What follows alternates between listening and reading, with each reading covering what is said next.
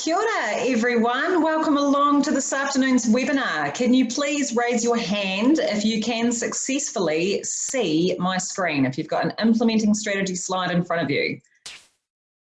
Fantastic. All right, everything's working. Cool. Kia ora, everyone. Welcome along to our March webinar on implementing strategy.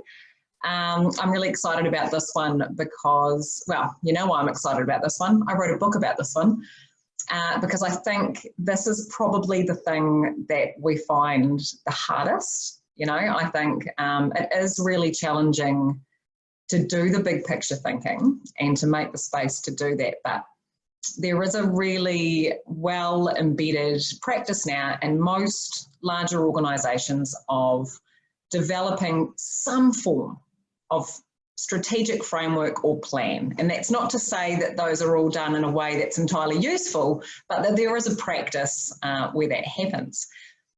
What I see a lot, and I think can be really challenging, is that practice happens over here around the board table or with the exec or with the leadership team that have put it together. But the way that we work and the projects we do and the way we do business is still happening over here. And so what happens is that putting those two things together and kind of bridging that gap between the stuff that we've said matters and the stuff we've been thinking about and the work we're actually doing can be really hard. So that's what we're going to talk about today. Last month, we talked a lot about the big picture. And if you haven't seen that webinar, there is a recording available of that one. So do let us know. And look, I'm so clear on this one, and I know that I say it a lot, but I have to drive it home. Doing anything, so implementing change or engaging people or being strategic in your leadership or in the way that you work is so difficult, if not impossible, if you haven't done that big picture thinking. So unless you've taken the time to get perspective and to understand your context and to have conversations where you make good decisions about what you're going to focus on, what the outcomes are that you're looking for, it's just like moving through treacle otherwise. And if you haven't taken that space and instead try to move ahead with planning and then with implementation, what tends to happen is that we just get a lot of relitigation. There's a lot of going around in circles. There's a lot of making decisions that don't stick. There's a lot of going back to, yeah, but why are we really doing this and what's that all about? And so it's really important that we do that bit first. But I'm going to assume, on the basis of your attendance here, that that bit's been done for the purpose of this conversation. And that maybe you've got that in hand, you've got this great new strategy, or there's a poster on the wall, or you've got whatever you need. And now you may be feeling a bit stuck about what happens next. And you have some clarity at a particular level in your organisation, whether that's your exec or your board or whoever put your strategy together. They're really clear about what you need to do, but that's not to say that everybody who actually does the work is, and that's not to say that there is some clarity about what the next steps actually look like. And I think it's worth telling you here that, like, you're not alone. Like, if you're finding this bit hard, like, welcome to the club. This stuff doesn't happen by accident. It's not intuitive. And it actually goes against a lot of our natural instincts when it comes to the way that we make decisions and the way that we show up and come to work and how our brains work. Making things new and understanding how to design our environment and mobilize people so that we make that real and so that we make change happen requires us to basically pattern break all of the stuff we've been doing until now. And it requires us to be really intentional and really considered about how we do that. So this stuff doesn't happen by accident, and everyone finds it hard. So how many of you on the webinar today are here from government, either local government or central? How many of you are here from the public sector? Yeah, so about half of you from the looks of that. Let me check that, because maybe some of you are just ignoring me. How many of you are here from the private sector or not-for-profit? Yeah, cool. So we've got about an even split today. That's really good. And It's worth saying that while I do work a lot in government, everything that I'm going to talk about today and everything we cover is entirely relevant right across the board. Okay, so I'd like to know a bit more just before we kick off about where you guys are at and what you're struggling with. And I've had a few emails and queries ahead of time, which is great because that helps me to make sure that what I am going to cover is going to be as useful as possible for those of you who have turned up. But I would really like to know where some of you are at currently with your strategy or with your change implementation. So if you wouldn't mind letting me know, if you could raise your hand, it would be great to invite you to share a little bit with us just quickly about where you're at. Don't be shy. Catherine, fantastic. Let's throw to you. Hi, Catherine. You unmuted there? Can you hear me? Yes, we can hear you. Success. Hi, Catherine. How's it going? I'm fine, thank you. You've got a few of us in the room here. Oh, wonderful. Hello, all. Get it. So where we're at is we've gone through a big strategic planning process. So we've got our priorities and we've got a sense of some of the enabling things that need to support that. And so the next step is to move into more detailed implementation planning, I guess. Yeah. And how long has it been since you put together your strategic plan? Well, it's just happening. It's just finished. Yeah, cool. Cool. And what are you thinking the next steps currently look like for you guys? Yes, embedding it across the organisation, and having a succinct pathway for implementation. Yeah, cool. And what do you think the challenges along the way potentially are going to be in your organisation? I guess resistance to change. It's new, it's different, but just the usual. I think just some of the usual change management. I think. Yeah. Challenges. The priorities are a bit more horizontal than vertical in terms of the way that work's being delivered in the past. So that's going to require some different ways of working. Yeah, good insights. And I think I've had a couple of emails about this one ahead of the webinar as well. And the questions definitely are centered around, but how do we get this rolled out to everybody else? How do we get everyone else on board to actually make that change? And we're definitely going to talk a bit about that today. So that's really cool. Is there any specific questions that you want to make sure we cover off today? No, keen to listen. Wonderful. Well, welcome. Hopefully we can be of use. Really appreciate you coming along. Thanks, guys. Is there anyone else that wanted to give me a bit of an inside view into what you're currently facing strategy-wise, what kind of stage you're at? No one else keen to raise your hand? Oh, very good. You won't stay shy for long. So I had a question through from Liz yesterday ahead of the webinar saying something very similar to where Catherine and her team are at, which is how do you make the strategy relevant for the people who deliver it? Because I think when you've been part of those conversations and you've been part of the process where you can understand how you've gone from up here all the way down to here, you kind of, once you have knowledge like that, it's difficult to imagine not having it. And it can be really difficult then to connect someone who this is the first time that they've heard this stuff, and you kind of proudly putting your look at our great 3 priorities we've made in front of them, and people don't always respond with enthusiasm, and they're not necessarily understanding right from the outset what that means for them, or worse. And we talked just recently with Catherine's team about resistance to change. This stuff might look threatening. It might look like something that we don't want to do or extra work. And so how we communicate that and how we actually bring people along on a journey with us is absolutely one of the most critical elements to how we implement strategy. Okay, so look, I'm seeing a lot of regulars on the list today, but also a few newbies. So here's how we do these things. Over the next, we've probably got about 40 minutes left on this one.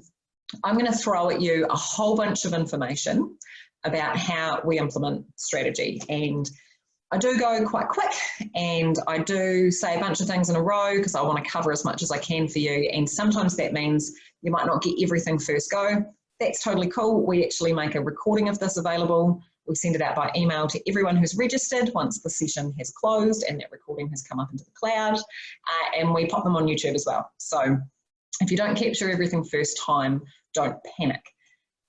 What I love more than anything is answering your questions as we go through. So if you do have a question that you'd like to ask, you can either raise your hand if you don't mind speaking to it, or if you prefer, you can chuck that into the chat box or into the Q&A, and I can make sure that we get to it as we go through so that you are having your questions answered. All right, so what we're going to cover today is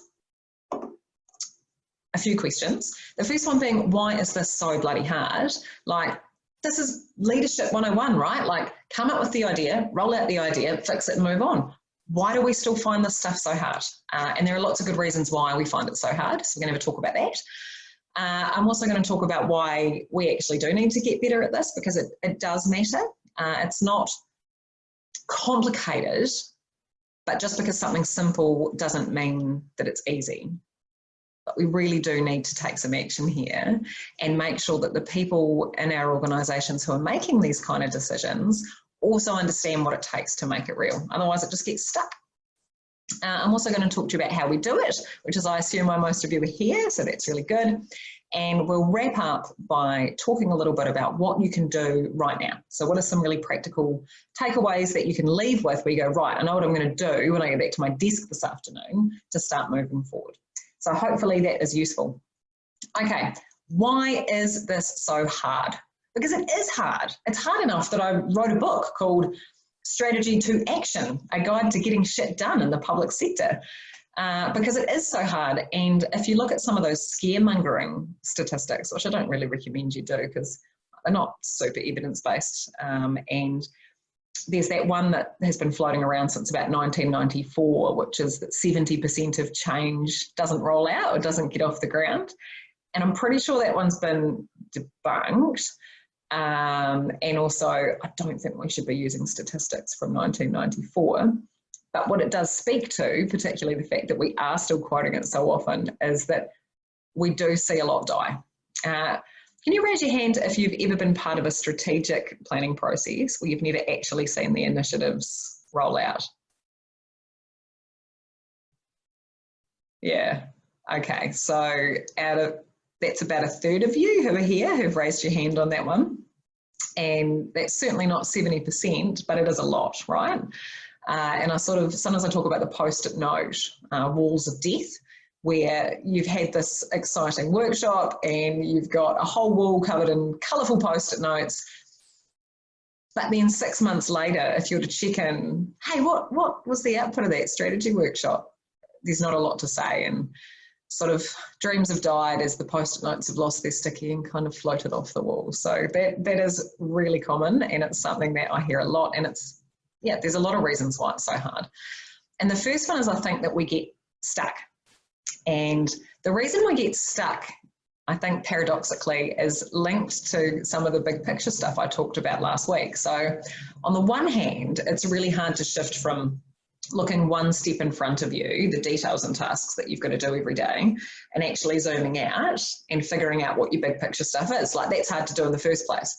If you've got as far as developing a strategy, you've got that done, you've done the big picture, but then you've got to change gears again. And it's not easy to switch gears like this. Like, our brains aren't designed to do different functions at once. And so I often say that it's the same reason that I can talk to you about like strategy and macroeconomics and social policy, but I don't know what level of the car park at the airport my car is on. For anyone else who is struggling with being a big picture thinker, who struggles with details in their life, my number one hack on this one is to just systemize everything so you don't have to remember everything.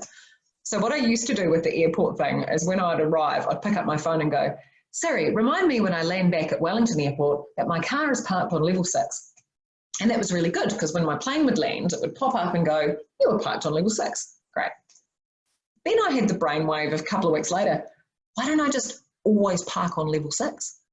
No matter how many parks are available on the other levels, and then I don't even need to know I have nothing to remember. I don't even have to remember to remind myself.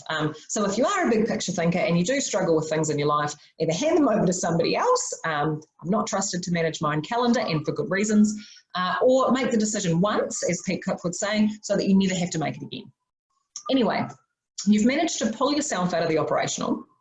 You've lifted into the strategic and done the big picture thinking, but now you need to shift gears again. And a mistake that we make here, and particularly when we think about implementation planning, is that we think we then need to shift back into the details, right? So we've done the big picture, we know what our priorities are, great. What are the specific actions and projects that we need? This is a mistake.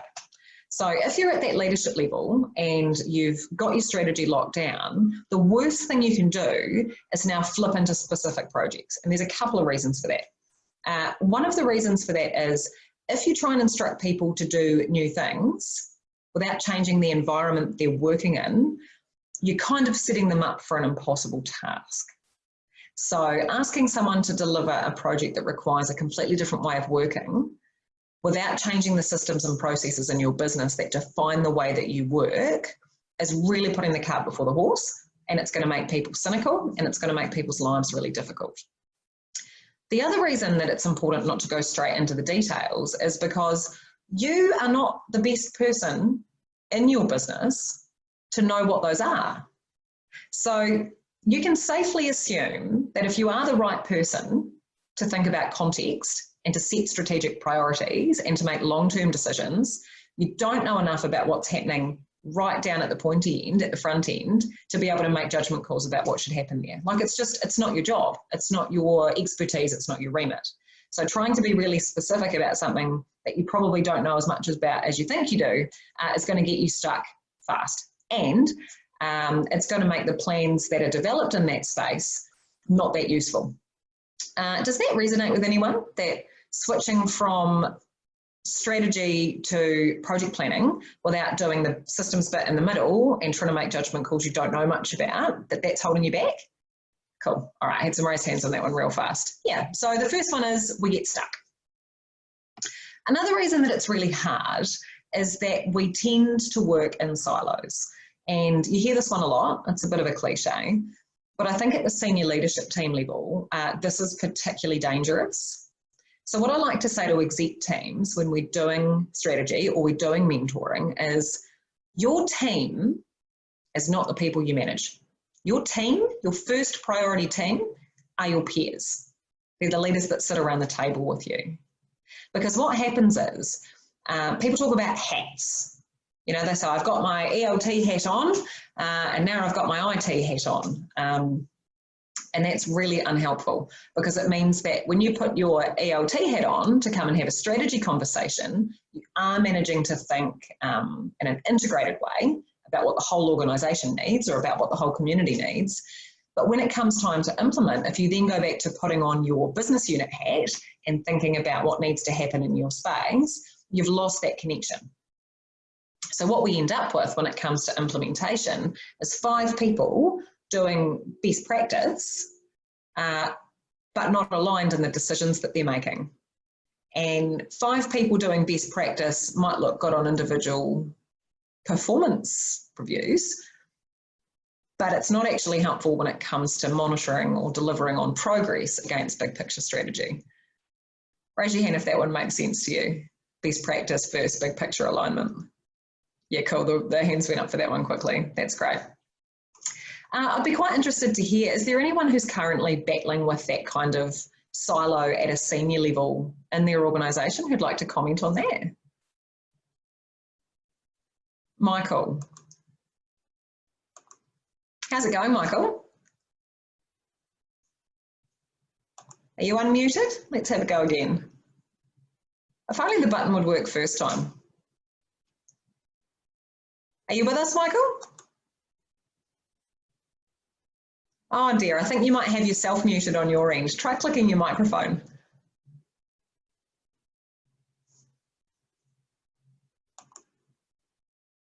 Oh, we'd love to hear from you. It doesn't look like our conversation is meant to be today. I think you might be muted on your end. You're definitely unmuted on mine. Okay. We'll move forward, but if you guys wouldn't mind sharing as you move through in the chat box how some of these issues and tips resonate with you, or an experience that you're having in your organisation that you think would be really useful to share with other people, I would love that. We definitely keep an eye on that as we go through, so that would be really good. Okay, so we get stuck when it comes to shifting modes. We work in silos. That one's really hard. Another reason that we find this stuff really hard is that we just go too slow. So the paradox with long-term change or big organisational change is that we've got to take a long-term view, right? So we've got to be thinking about what we're doing in the next 3, 5, 10, 25 years. And that's the level that our conversations have been at. And those are the kind of decisions we're making. What that can do is it can lead to an assumption that we've got lots of time, and that we will, you know, this is the long view, and we'll make progress towards this as we can, and we'll start taking steps, but, you know, it's just going to sit there in the background while we do other stuff. And that's a huge mistake, because everything we know about change management tells us that there is a magic window, and that if you don't see something tangible that you can grab onto within the first 8 weeks, if you're writing anything down from this webinar, it should be 8 weeks in capital letters with a highlighter on it. If you don't produce anything tangible in the first 8 weeks, the chance of your project or change initiative or strategy being successful just falls off a cliff. Like, the difference is just negative exponential in whether or not you're likely to succeed. So the mistake that we make here is that we have our strategy session, and then 8 weeks later at our board meeting, we pick it up again and go, what is our plan for implementation? And when you've done that, when you've missed the first 8 weeks, you're already in the danger zone. So we just go too slow. Getting something happening and something on the board and creating some momentum is absolutely critical. Raise your hand if this makes sense to you and you have seen a senior team go too slow after they've made the call on their strategy. Yeah, great. A couple of great comments here from Catherine. One, which I assume is relating to the silo stuff, is that we focus too much on individual KPIs at the expense of the organisational goals. Totally, 100%. If the way that we're measuring performance, particularly at the senior level, is not perfectly aligned to the stuff that we say that we're looking for, it is really difficult to drive change, like to the point where it's almost impossible, because if you're going to be penalised in your pay or your review or your career for doing the right thing, why would you do it? 8 weeks from when? So 8 weeks from when the call has been made. So whether it's the strategy's been adopted or the workshop where you've finally confirmed those priorities has happened, 8 weeks from then. And then if we use that 8 week frame, you would also go, well, if you've first briefed your teams, you've brought them together to talk about what you're going to do. If you've briefed them, you've then only got 8 weeks to prove, there's a real proof element in here, you've then only got 8 weeks to prove that this is real before engagement will drop off and your likelihood of failure will shoot up again. So thinking in those 8 week windows is really, really useful. And I'm running this really, really exciting, like it's so good, program with the Transport Agency at the moment. And what we've done to try and get some movement on streamlining the way that they deliver and lifting their performance is we've pulled together this cohort of people from across the Transport Services group. So from those of you that aren't familiar with the structure at NZTA, Transport Services is like sort of about 600 or 700 people. It's huge. They're everything from policy development all the way through to delivery on the ground. And they've got a huge change initiative they want to push through, and now this massive mandate from government to just build a lot more stuff over the next few years, right? So we're like, okay, we need to get things moving faster and we need to get people owning it so that it can happen. And we've realised that spending the next 2 years putting together a business improvement plan for that, we've missed the boat, right? What we need to do is we need to act quickly and start getting some wins on the board from people. And so we've pulled together this cohort from across the business of 20 or 25 people at a time. We put them in a room and we go, right, let's get our best ideas, our best common sense ideas for changing the way that we do stuff based on what's working well at the moment. Let's get that on the board. Let's get us accountable and agreed to it. And then in the next 8 weeks, what are the steps we're going to take to make that happen? So we put that up right at the outset so that there is a window for people who have committed to doing new stuff and owning that change to deliver on, and they're clear on it. And once we've done that and we've got this whole group of people who've created genuine, tangible change in the first 8 weeks, then there's a momentum going. You know, the snowball is rolling down the hill and it's become very real and difficult to stop. So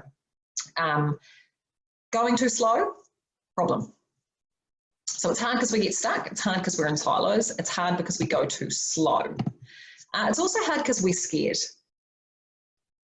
We are scared of a whole bunch of stuff. We're scared of letting people down. We're scared of upsetting people. We're scared of doing new stuff and getting it wrong and looking like a dick. We're scared that it will go really well, and then we will have to make transformational changes to the way that we work, and our jobs won't be the same. We're scared that we didn't quite land it, and that we aren't fully bought in to the stuff that we've agreed on, and that it wasn't the right stuff to focus on, so maybe we'll just try and do that on top of everything else instead of as well as. And I talk about this a lot, saying change is not change if it's on top of. That's addition. Change is only change if it's instead of. And we're really scared, I think, of making that a reality by stopping other stuff. If you've got a new change project, you've got a new strategy, you've got a new program of work that you want to deliver, you've got a business change initiative, and you try to get people to pick that up and run with it, but you don't move on anything else, or you don't stop anything else, you're setting yourself up for failure. Absolutely setting yourself up for failure. What that relies on is a hero model of leadership, which is against all odds succeed, and it doesn't work. So we're really scared of doing that, not because we're scaredy cats, but because we have really sensible survival instincts to resist change and protect the status quo that keeps us safe, right? We've got a loss aversion thing that goes on in our heads that's like, oh, but I've committed so much time to this, or I've committed to somebody else on this, or, you know, we're 18 months and X amount of dollars in, we shouldn't let this one go, this one matters. But actually, such a big part of that strategy process, particularly when you were setting the priorities, was about making those tough judgment calls about what had to come first. So the implementation stuff is where the rubber starts to hit the road, where we go, well, we've said we're putting this stuff first, which means something else has to be deleted or delegated or downsized. We have to stop something about the way we're doing, and we're scared to do that. Does that resonate with anyone else, that the places they work find it hard to drop things off when they add things on? Cool. Wow, that's the fastest hand raising for the webinar yet. Okay, great. Does anyone want to share any experiences that they've had when it comes to trying to stop projects or programs? Prue, let's see if we can get our technology working. It would be lovely to hear from you, Prue. Okay. Oh, Annabelle as well. Fantastic. We've got some great contributors today. All right, Prue, let's unmute you. It's worth making sure that the microphone on your end doesn't have the red line through it so that we can definitely hear you. Are you with us? Hello, Prue.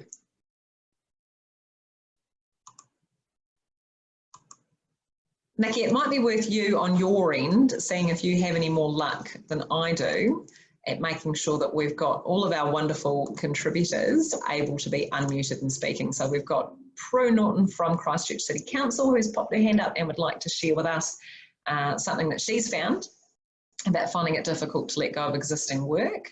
Let's see if we can get Prue online and happening. Man, technology's not our friend today. I don't know how many other people across the board. Actually, can you believe I've been on this webinar for 25 minutes and I've not said the words COVID-19 or coronavirus yet? How good is that? Has anyone gone 25 minutes today without talking about that? I was about to say, we all really need to lift our game with some of this online conversation stuff, don't we? Because that might be the way of our future for some time yet. And if every second Skype call that we go into has a technical difficulty, which is certainly how things run, particularly inside organisations sometimes, I think, we're going to have a bloody hard time with this stuff. Oh, we're not having any luck at all with Prue. This is horrendous, isn't it?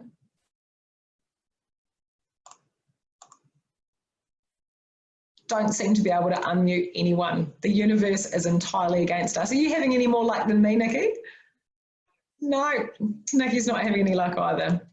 Now, you would have heard her say no if I could unmute her, but you didn't hear her say that. Only, hey? No, it doesn't seem to be working at all. What a damn shame. It'd be so good to hear from you all. Do make use of the chat and the Q&A as we go through. Otherwise, just going to put up with my voice for another half an hour. That's a pain, isn't it? Oh, cool. I've got a question in here from Shane about how to make the most of people's particular styles during implementation, and how do you bring in both the big picture thinkers and the detail-oriented people. That's great. We're going to move into looking at that engagement and communication stuff shortly, so I'm hoping I can pick up on some of that for you there, Shane. A few other comments. We've got a comment here from Tim that initiatives often or always jump ahead of KPIs. Yeah, totally. So we're measuring, there's a lag, right? Where the way that we measure people's performance or the way that we report on our own performance is no longer relevant to what we're looking for, and that loses credibility across the board. Totally agree on that one, Tim. Looking to add, people who want to talk might need to press the space bar. Hey, that's a really super useful tip. You are welcome to press your space bar and to see if that helps. Donna, it can be hard to stop services when there's a lot of crisis, but you need to spend on prevention. Hey, that's a really good point. And that's about what are we doing when we're trying to move toward the big picture, but the right now is so urgent and so in front of us at the same time. And how do we allocate our resources in a way that's actually going to get us closer to there, while also making sure that everything isn't just burning in front of us? And, you know, kind of a simple answer to that, which might seem a bit abstract, is that if the choices we're making in the short term don't take us closer to the long term, they're the wrong choices.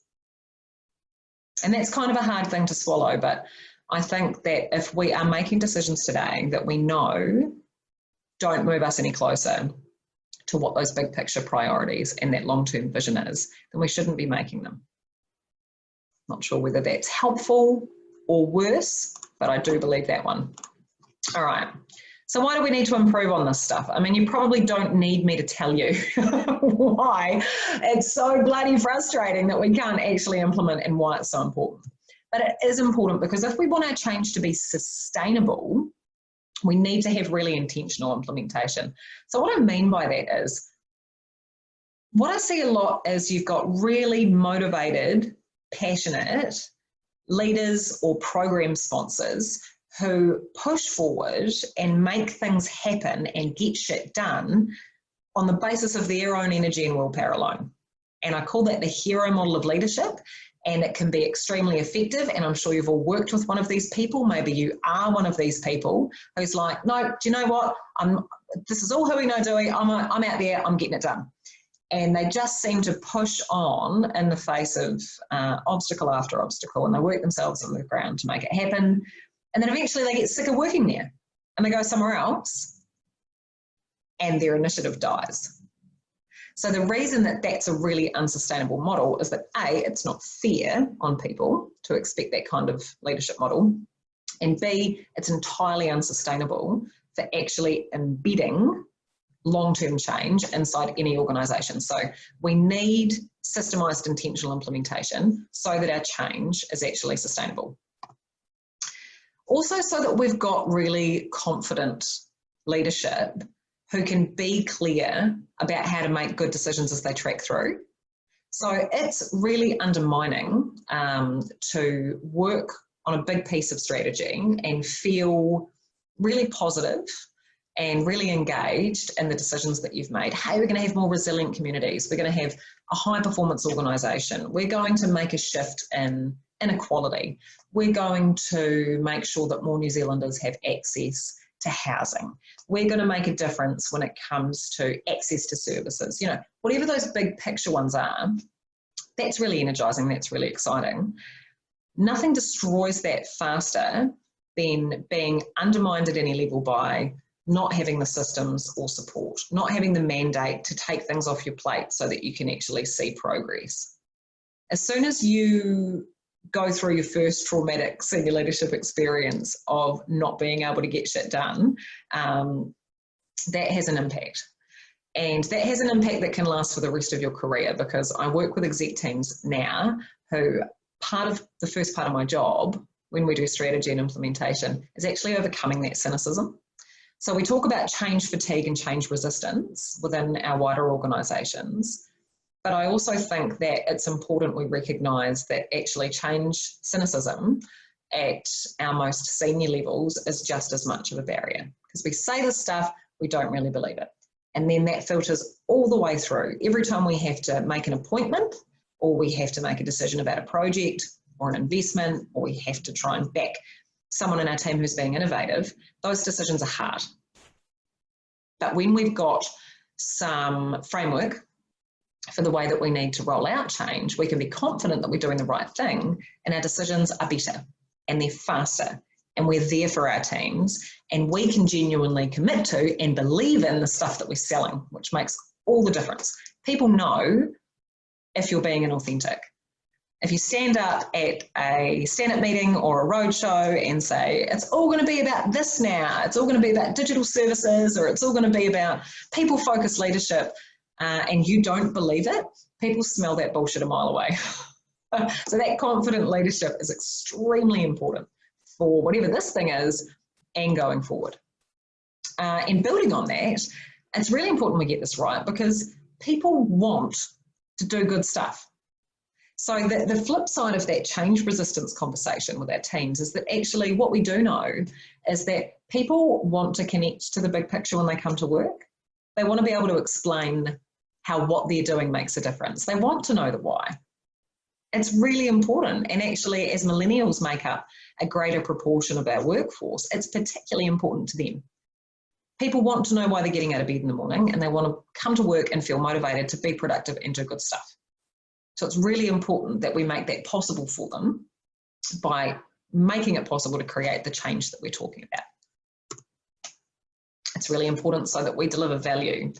And for those of you in government, I often talk about how while we don't track our time in 6 or 7 minute increments like we might do in a law firm, and while we don't have the same level of rigor around booking our time to particular projects or initiatives or people like you would if you were a consultant or an engineer or working in a professional services firm, the way you spend your time matters a lot.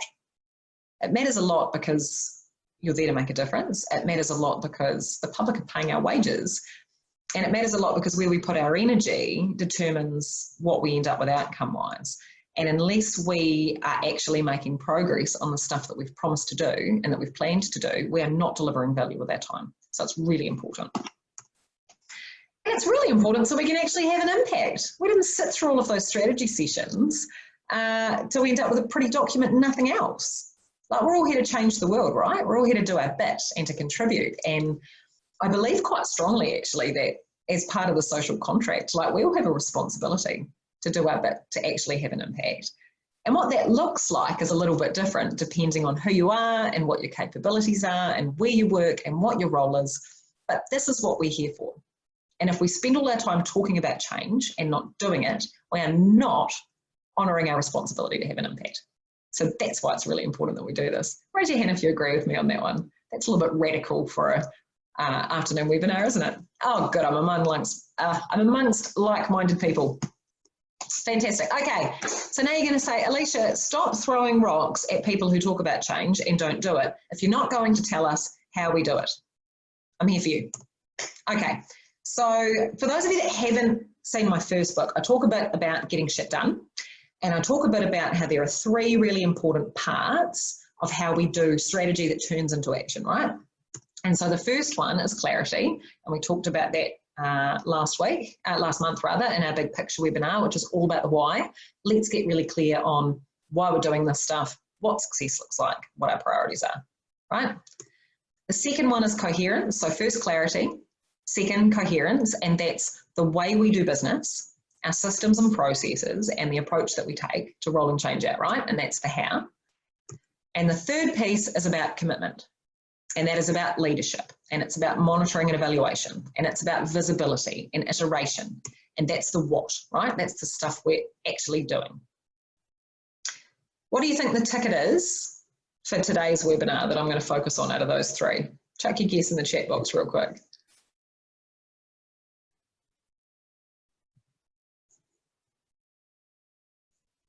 Yeah, it's the how. Nice one, Danielle. Bang on. Catherine, coherence. Yeah. You guys have listened to me before. Yeah. So today is all about that coherence stuff, because it's all very well having clarity about what you want to do. But if there's no coherence in your decision making and the way you do business, implementation is impossible. So how do we do it? First of all, we need to make it real.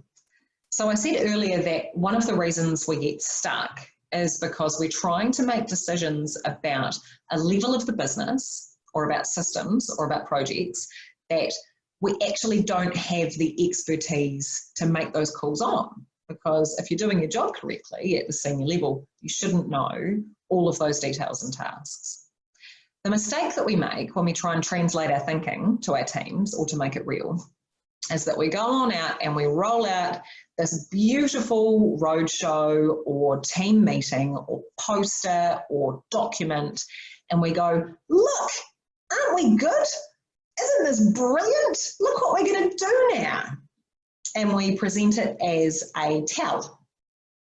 And that's really appropriate at the here's our direction level, right? So I'm telling you, this is our direction for the long term. What we don't do in that situation, or what we shouldn't do, but actually we do, is then tell people what they need to do. It's better than not telling them at all, but what we should be doing at this point is asking, what does it take to make this real? What does this mean for you and your work? If we're going to be about building community capability and capacity from now on, if that's our priority and that's our focus, what does that mean for you and your work? What will have to change? What's going to get in your way that makes it impossible at the moment? And how do we support you to make that happen? So making it real means actually directly connecting people from their job to the stuff that you're asking for and listening to them about what needs to happen. Because you don't know. You think you know, but you don't know. So we need to translate that stuff into meaningful application for the people that are in our teams, and not by guessing what would be meaningful, but by asking them. Because engagement and ownership are the same thing. And as soon as people are engaging the part of their brain that goes, what would that mean? How would that be different? Then you've got them. They're part of it, right? So make it real. Number one, make it real by asking people how to make it real. It sounds like common sense when you say it like this, but I'm telling you, this is not how we do it. Number two, once you've made it real, hold people accountable. So that point about confident leadership being that if you don't believe it, people know, is also that if you don't really believe it, if you don't really think you can achieve the vision that you've set out for, or you're not entirely confident that you have what you need or the mandate to roll out your new strategic direction, then what you don't tend to do is hold yourself or your teams accountable for delivering on it. And this is that disconnect that a few of you have mentioned in the chat today around the way we measure performance and what we're asking people for.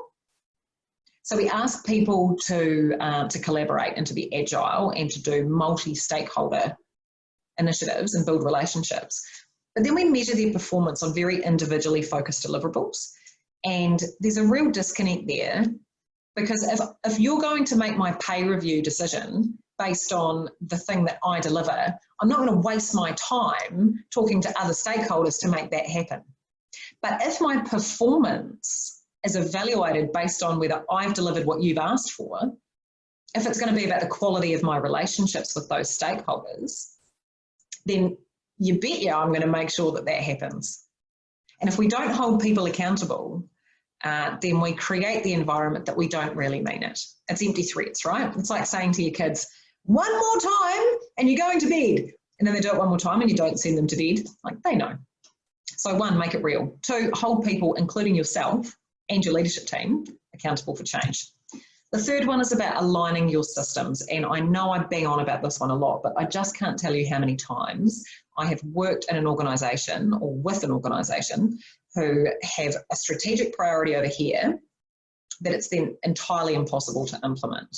And so if we're talking about flexible teams, so we want people to take more risks and be more innovative and change the way they work, but then it's impossible to change your working practices if your work environment isn't set up in a way to make it happen, if you have to use particular proprietary software that makes it impossible, if procurement gets in the way of you actually working with a community partner, see what I'm doing here? If your policy and your internal systems don't align with the big picture, it all falls over.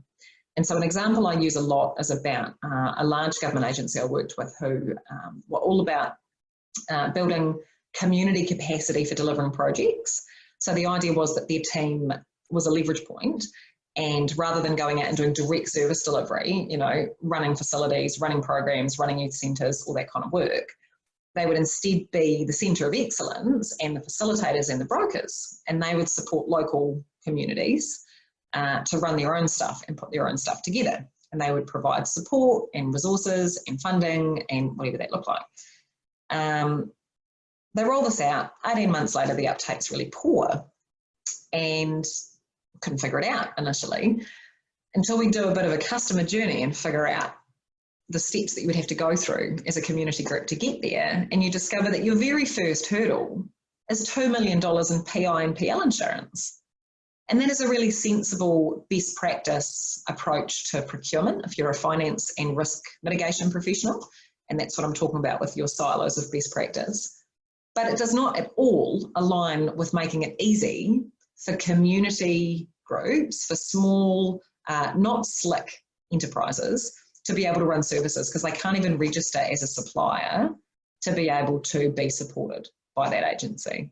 So those are little things about whether or not the way we speak to customers, the way that we process invoices, what our policies look like around flexible working, how we manage customer relationships. If that stuff is set up to get in your way, you're never going to get there. And as a leader, if we're talking about getting stuck in the wrong gear about our focus, this is the gear you need to be in once you've stopped making the strategic decisions. Do not jump to details. The gear you're switching to now is, how do I create an environment where it is not only possible, but more likely that people can make decisions that align with our big picture?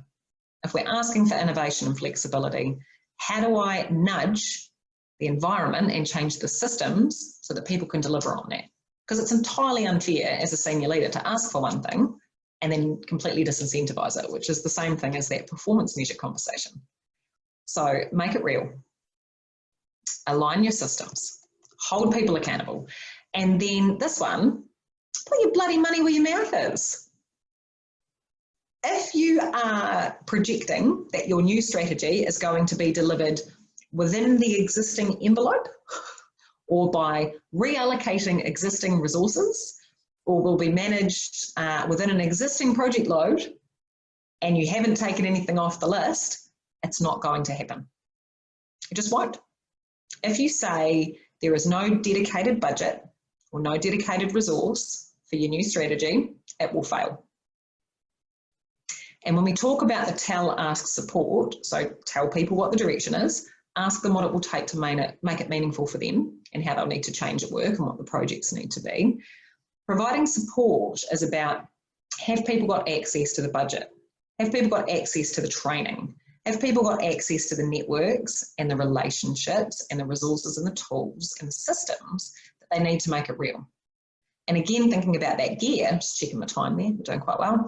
Thinking about switching gears, this is the gear you're in when you're aligning your systems as well, right? So rather than hovering over people, giving them projects to do or checking on project implementation, it's, have you got what you need to do what I've asked? And you're going to tell me, look, Alicia, we're constrained already, we don't have the capacity, we don't have the funding, we don't have the resources. And I'm going to say, well, you're going to have to switch something else off, or you're going to have to ask for more. Because if the same level, if you've got an agreement at your board or council or senior leadership team level that this stuff matters, and if they've said that it matters more than other things, but they're not willing to resource it, then they don't mean it. And without meaningful support, it doesn't happen. Raise your hand if you have worked in an environment where you've been asked to deliver on something with no budget and no support. Yeah, cool. So that's nearly everyone in this webinar that's just put their hand up. And it's just shockingly common and absolutely bizarre to me that we think we can make change happen for no money. Okay, meaningful support. And my last one, and who here's on my newsletter? Raise your hand if you're on my newsletter. So you'll see, oh, cool. Hey, it's nice to have you all here. You'll see that I've gone back to a weekly cadence this month. I decided at the start of 2020, in the interest of making room for new things, dropping off old things, see, practicing what I preach, that I would only publish once a month, so that the other 3 weeks I would do other things that would be more useful, right? Because I've got this whole focus at the moment. I've got all these great new programs launching around training and leadership development and running these great little innovation labs like we've got at NZTA. And I thought, look, I can't do it all. I'll have to take something off. I'll go to monthly publishing. And I've done it for 3 months and I hated it. I'm not doing it anymore. It means that you get this flippin' novel of all the things that I want to say, and that I'm still writing the thing the day before half the time because I just put it off till it's due. So I'm back to weekly. Anyway, the weekly focus this week was me taking a bit of a stab at culture. And I know that culture is all the rage right now. It's all about our organisational culture. If we get that right, everything else will be right. And the reason that we can't implement our change is because the culture's just wrong around here. You know, people are really risk averse, or it's really hierarchical, or, you know, people are afraid of change here. It's just no accountability. And I just think this is such a crock, because blaming culture is another way of saying it's everyone else's problem, but not mine. And when you make it culture, it becomes this nebulous kind of away from you thing that you can't really do anything about. And then you don't have any accountability for implementation. So stop blaming culture, because that's blaming people for things when actually you're in the business of systems. And instead think about what you can shift. And so what I talked about in Wednesday Wisdom this week, and I'll share with you quickly now, is Maslow's hierarchy of needs, which is like a really common model, right? I'm sure you've seen it, where he's saying, look, you know, there's these foundational needs that we all have, which is about food and safety and shelter, and self-actualization sits right at the top of that pyramid. And we can't start worrying about creativity and achieving our potential if we don't have those basic needs met at the outset. It's not how it works. And I think there's some real, there's an analogy to draw here with the culture stuff. And so I present to you Mackay's hierarchy of organisational needs. So the way that this one works is, hey, your needs at the bottom, your foundational needs are, have you got a clear strategic direction that you can use as the foundation for everything else that you build on? Then you need the rules and systems, like we've talked about today. You need the rules and the systems to support that strategic direction before you do anything else. Don't ask people to change until you've made it possible in their environment. Once you've got that, and this is that commitment circle in the 3C model, then we need really strong, committed, confident, visible leadership. So first, know your strategic direction, get your rules and systems in place, make sure that you've got great leadership, focus on building the capability of people to be able to work in the new ways that you've asked for. So asking scientists and engineers and finance professionals to become agile, collaborative, influential professionals isn't fair if you don't give them the skills to do that. Asking people to be more strategic leaders and to build external relationships without helping them to understand how to be a strategic leader and providing that support, it's not very fair, is it? So next comes capability, then you've got structure. This is also an unpopular opinion of mine, because I know that starting with structure is very common, especially in New Zealand, where we don't like to fire people and it's easier to just move them around. But unless you've got a real clear direction about what you're restructuring for, unless you've made it possible, built people up, and you've got leadership, structure is just like shuffling the deck chairs on the Titanic otherwise. It's not helpful. And right at the top right at the top, at the self-actualization point, is culture. And what's useful about this hierarchy, in the same way as we look at Maslow's hierarchy, is that a lot of that is taken care of if you get the other things right. So culture is largely an output of the conditions that we create. It's that culture climate thing, right? So before you go blaming culture and other people, have a think about whether you've ticked off those other levels of the hierarchy. Does anyone agree with me on that one? Raise your hand if you agree with my controversial culture opinion. Yes. All right. I'm in a bubble of people that agree with me. I am happy here. Okay. So we've talked about why this is so hard. We've talked about why we need to get better to have real sustainable change. We've talked about how we do it, which is making it real, aligning our systems, providing meaningful support, getting people engaged, putting our money where our mouth is, right? Creating the conditions for success. And that's probably the most important thing that I can hammer home here. If you are a senior leader and you have done strategy development, your job is not to actually implement. You're not the doer. Your job is to create an environment where success is not only possible but probable. And you can only do that by focusing on systems and unleashing your people to go forward and make it happen. And they don't do that unless they own it, and they don't own it unless they're part of it. And they're not part of it unless you ask them how to be. And what can you do right now? We'll tackle that one in a second.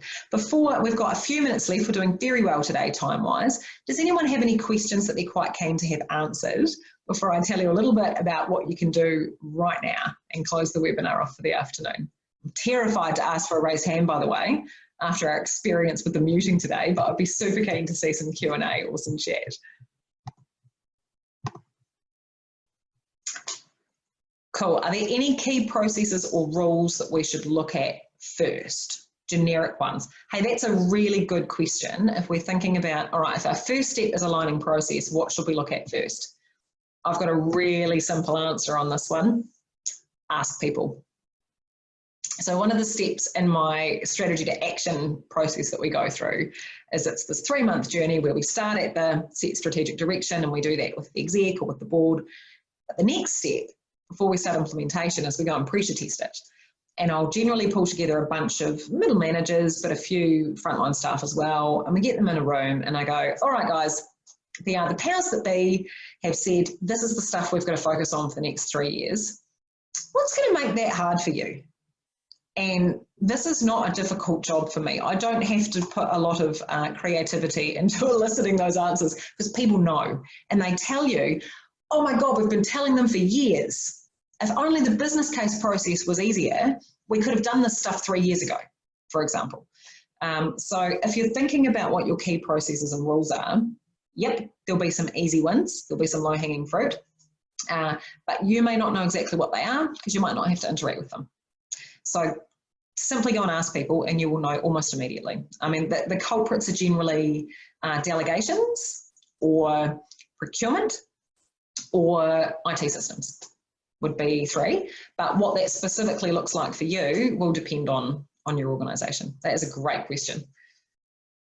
Any other questions worth answering before we move on?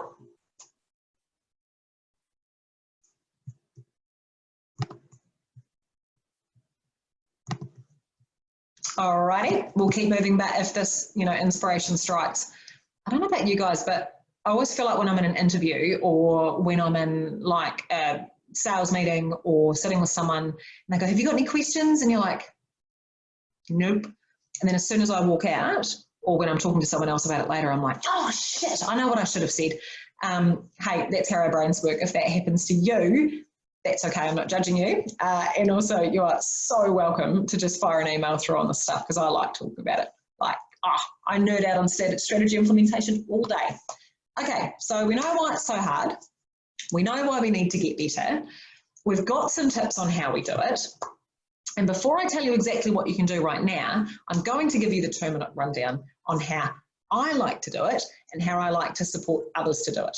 So I'm feeling quite clever this week, because now everyone's all of a sudden talking about how they do their work remotely, right? So they're like, oh shit, we can't be in a room with more than 20 people. now I'm going to talk about coronavirus. Because of coronavirus, how do we get our stuff online? What do we do? Are our people set up to work from home?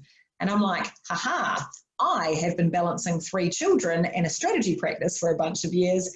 Welcome to my office. And so one of the things that I do that I love doing is when it comes to implementing strategy, I like to get myself out of the room, right? So I've spent the one-on-one time in teams and with leaders doing that what's our decision-making piece. But it's not entirely helpful if my face is in there doing the implementation piece with your people, right? Because that's not how you get ownership, having an external in there. So the best way for me to add value in the implementation bit and the commitment bit is to sit behind. And provide that kind of remote support, mentoring support, where once a month we get together and I go, how's it going? And you go, shit, there are 3 things I didn't see coming, what do we do? And we have those chats, right? So I love offering that support, and that's what it looks like for an exec team. It looks a little bit different across middle management or tier 3, 4, 5 SLT level.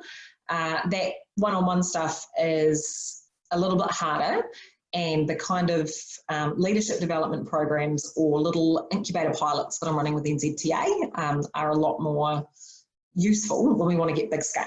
So implementation support for remote mentoring is perfect if you are 4 to 8 people.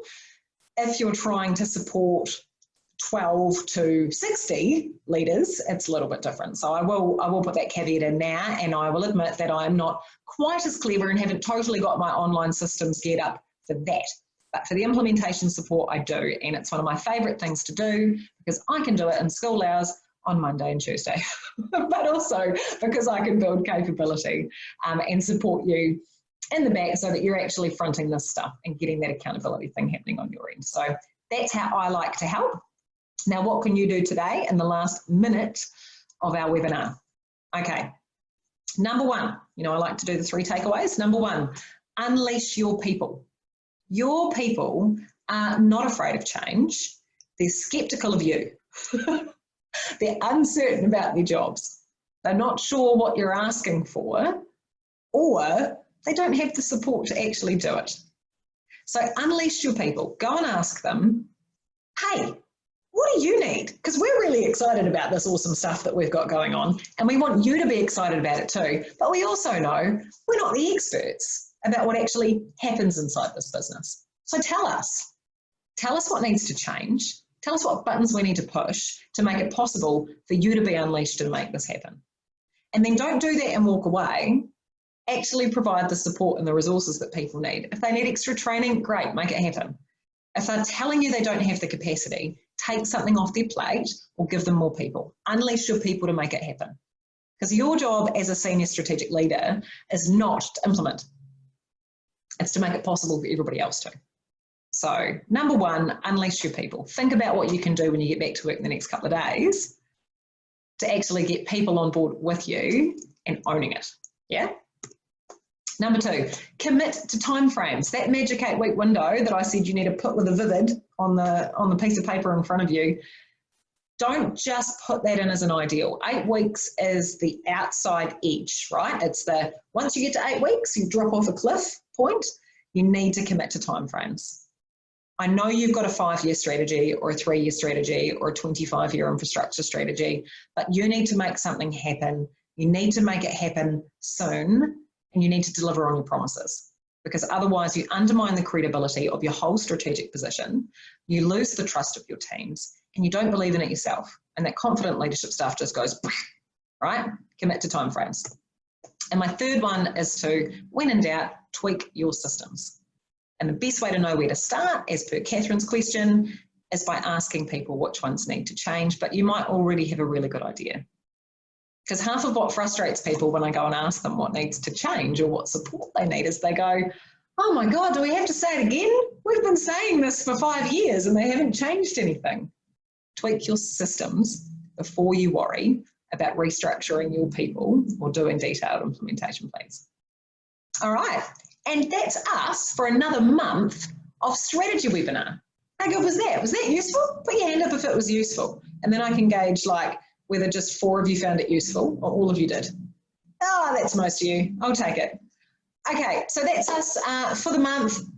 I love having you here. I always love having you here and talking about this stuff. I could talk about it all day. If you do have any other questions, or if you want to talk about the kind of implementation support I might be able to assist you with, if you're still feeling a bit stuck, just find me an email, info@aliciamackay.co.nz.